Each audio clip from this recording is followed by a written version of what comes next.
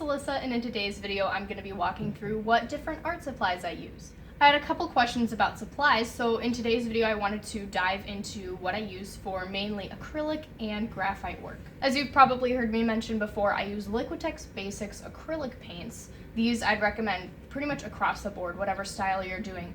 They're a really high quality artist paint, especially if you're going to be selling your work. You don't want it fading or deteriorating as it is exposed to light. So these paints are a really good choice because they'll stay vibrant and looking like they were when you first painted them for years later. An 8.45 ounce tube like this starts at about $10. It can go up and down.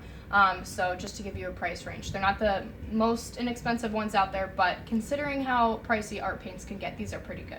As far as what brushes I use, I had someone asking about what brushes I use, and the easy answer is that there's no one brand that I use. I use a collection of different brushes that I've accumulated over the years, but I do have some that I can recommend if you're starting off looking for some to buy. There are some generic brushes that are gonna work just fine. What I would recommend if you're looking to buy some brushes is finding some golden Taklon or white Taklon brushes.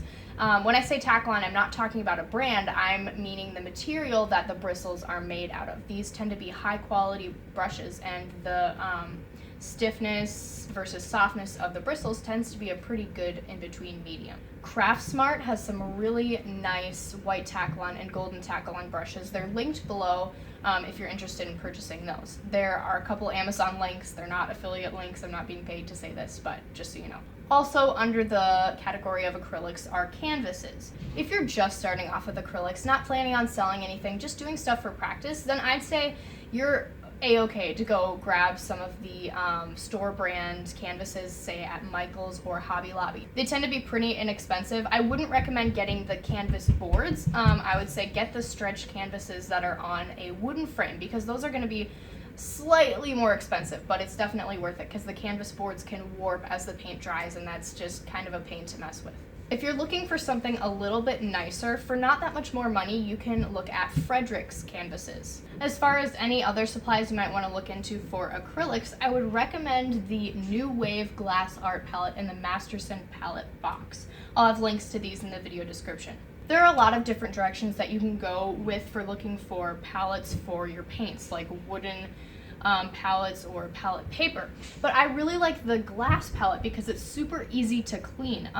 You can just take a glass scraper or even a plastic dish scraper, and once the paint is dry on that glass plate, you just spray it with water and it scrapes up really easily. The Masterson Palette Box is really nice because it acts essentially as a big piece of Tupperware that keeps the paints wet on the glass palette once you seal the palette box closed. Then you can you can reuse your paints and you don't have so much drying. I found that when I had the paper, palette paper, I would just tend to waste so much paint. I would put out too much to start with, and then it would just dry on the paper and you couldn't save it. But if you ever take too much paint or you want to save a color that's mixed, you can just put it in the palette box and it keeps it sealed and wet for another day or even a few days. That's all I have for acrylic supplies. Moving on to graphite. For graphite pencils, what I typically will use are the Artist Loft, that's the Michael's store brand graphite pencils. Yeah, not the highest quality out there, but if you think about it,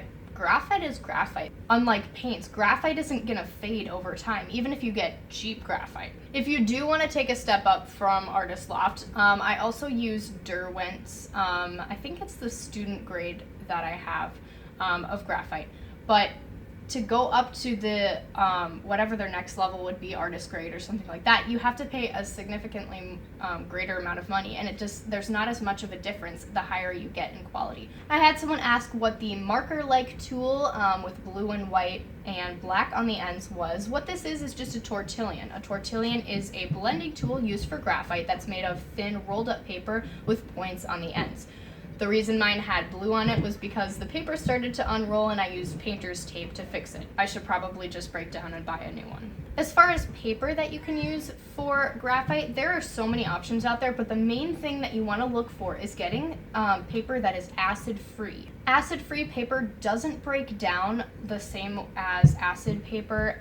It won't turn yellow, it won't have just different problems with aging that happens quicker with acid paper. I'll have some links in the video description of good brands for different sketch pads and paper that you can use in your graphite work. One more tool that I'd recommend for graphite is a mechanical pencil type tool, except it's an eraser. Instead of having graphite, it has a really thin eraser in it that you can click out as you use it up.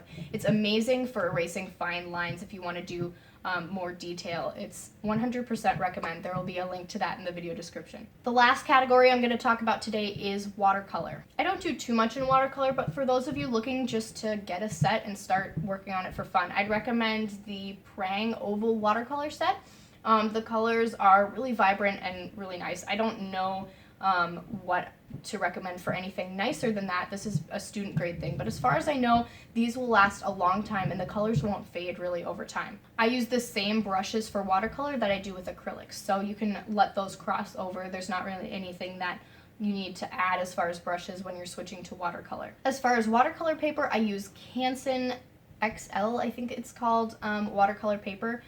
And this I would definitely recommend. The only thing you need to watch is not overworking it. With a lot of watercolor paper, if you go over it too many times, the paper will start to give on the top and the first layer would just peel off and it looks terrible. It doesn't fix as it dries. So that is not an issue limited to this brand. This brand is great, and I have found that it's not as bad as other watercolor brands. But if you're going to use paper, that's just an issue that'll happen with all of them. But this one is pretty good, just something to watch for. That is all for the supplies that I'm going to be talking about today. If you have any questions, feel free to submit them in the comments below. Again, all of these products will be linked in the video description if you're interested in purchasing them. That is all for today's video. I hope it was helpful, and thank you so much for watching.